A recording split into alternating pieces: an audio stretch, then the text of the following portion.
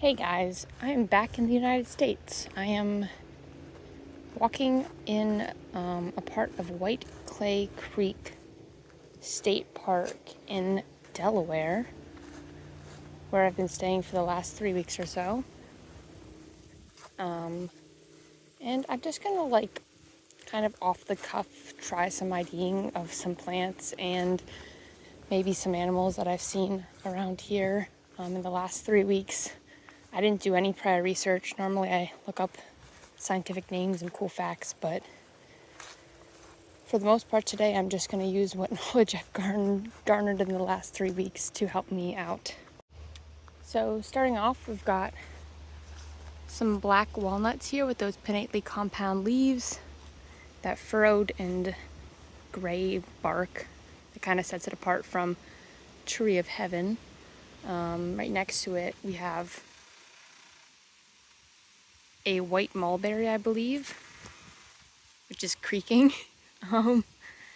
And I mean, it could be a red mulberry, but usually when I see something like this with these leaves that are kind of, some of them are kind of don't really have lobes, and then some of them do, and the lobing is kind of irregular from leaf to leaf. They kind of grow everywhere because they are not native, and in fact I believe they're considered to be invasive.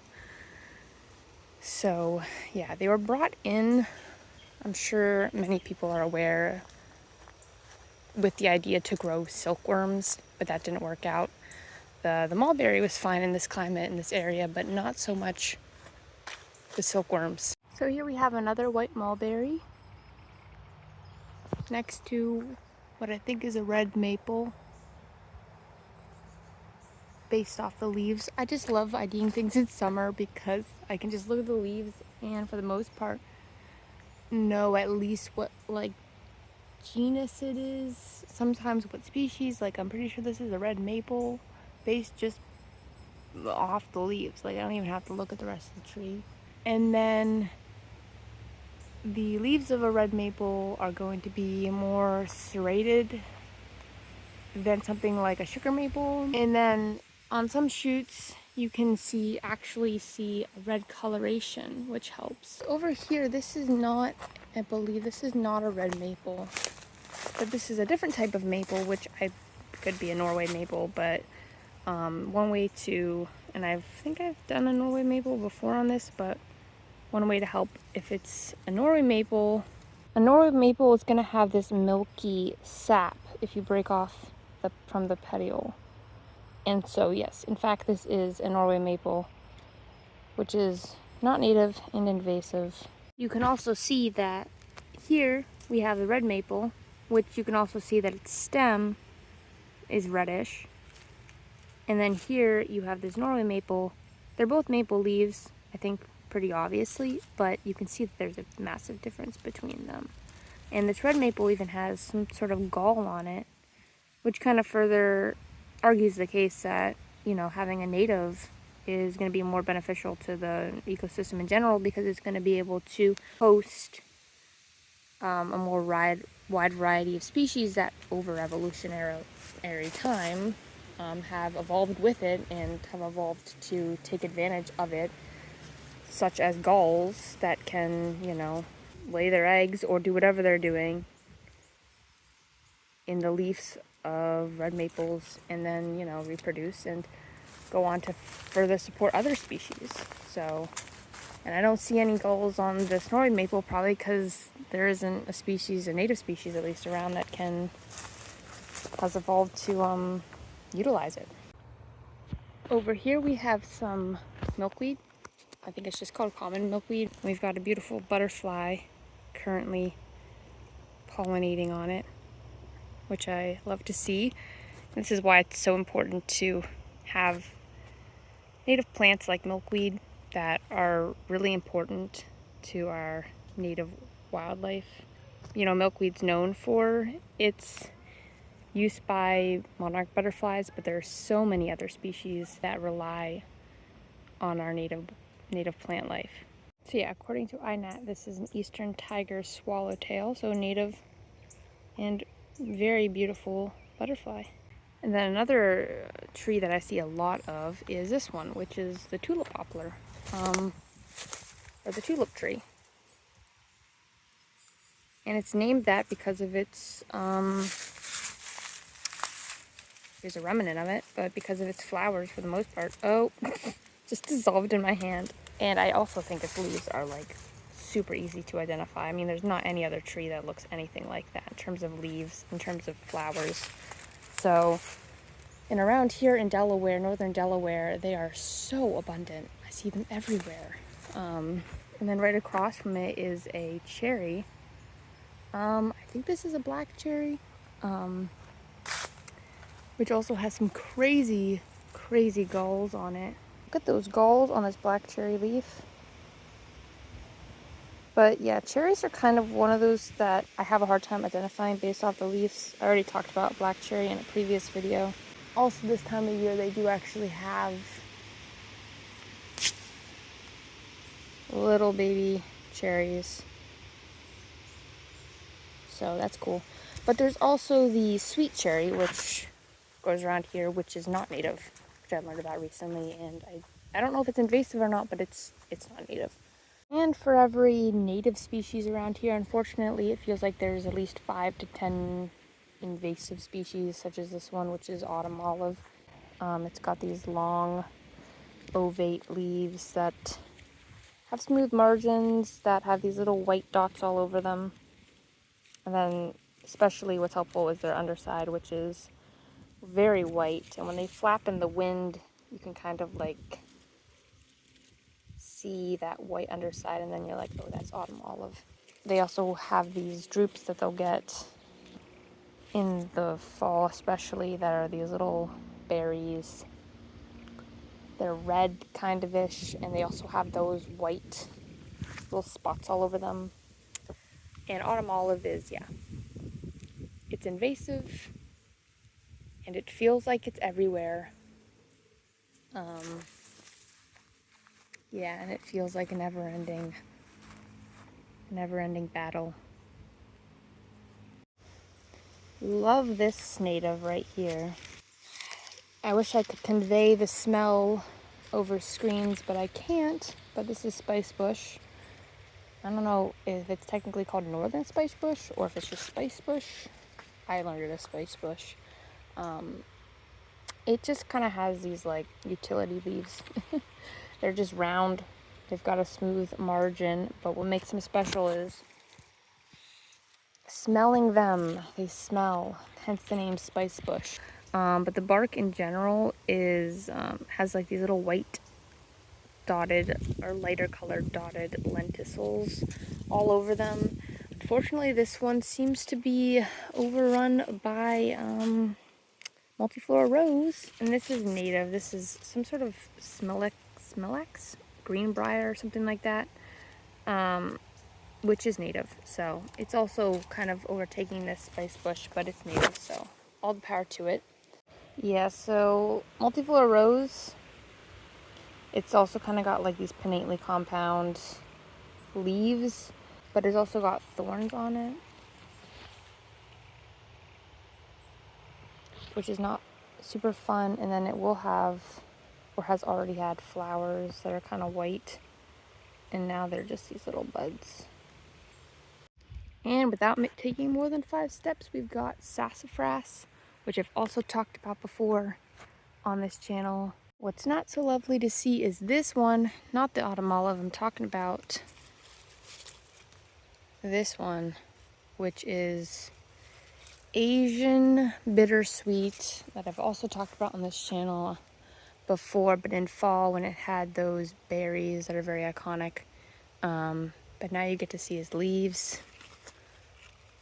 It is a vine, and it does grow on native, but it doesn't discriminate here because it's grown on this autumn olive here, so it also grows on non-native and invasive. So this one I'm not sure entirely, but it might be a pawpaw, or maybe it's a hickory.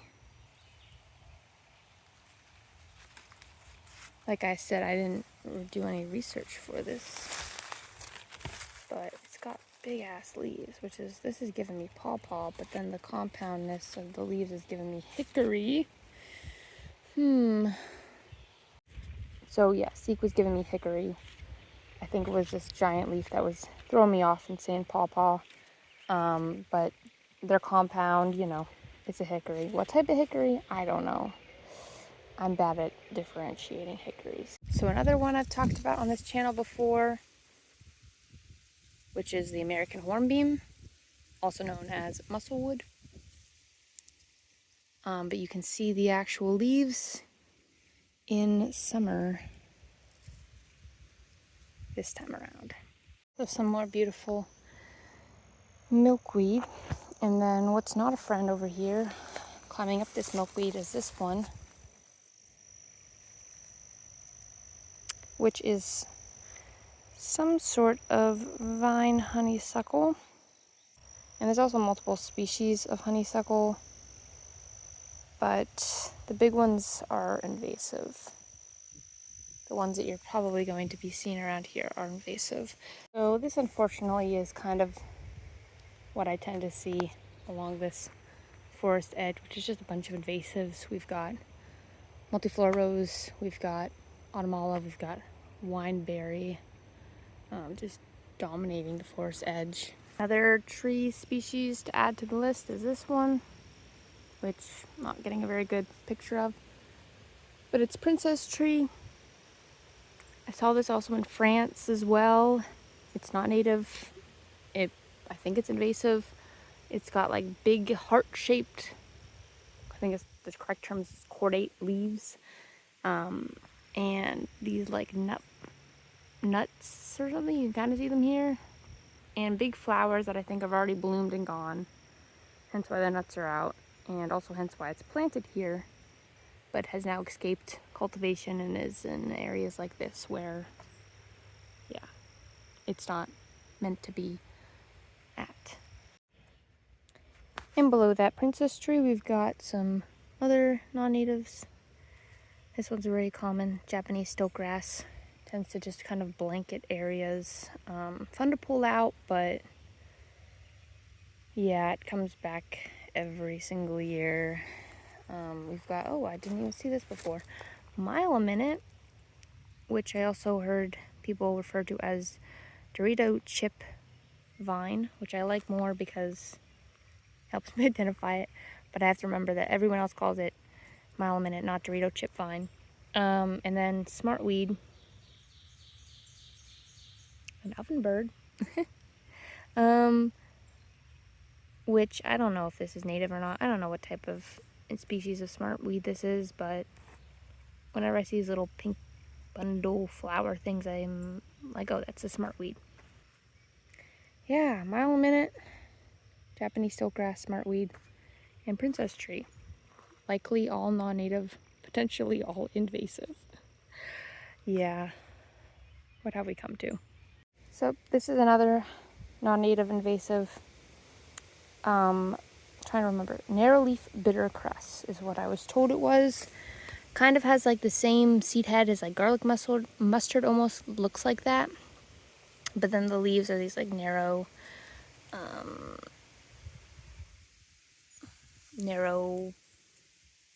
don't know what you'd call them. They look like this. Also not native and invasive. This made me very excited and made me stop walking, which is this beautiful orange flower in front of me. I believe this is, and I can't really see it very well, butterfly weed or butterfly milkweed. I don't see it as often as I see the other milkweeds, but I do love the color, and I see it a lot in pollinated gardens, and I love to see it out here in this more natural area where I assume it just kind of grew up of its own volition rather than being planted. Here we've got another native, dogsbane. I don't know if that's the entire name, but that's what I've learned it as, is dogsbane. It's got this red stalk and then these kind of normal, I don't know, simple ovate leaves coming out on alternately arranged. And have seen a lot of a beetle called the dogsbane beetle on it, which specialized to dogsbane and to milkweed, which is interesting. It's a very, very pretty beetle, but there's a lot of dogsbane over here. But it is called dogsbane for a reason, which is if your dogs eat it, it can cause cardiac issues, including death. And it doesn't take a lot of it, from my understanding, to cause that. So yeah, keep your dogs leashed up when you're out in areas like this. So I found one. I found a dogsbane beetle on, hey, look at this, some dogsbane.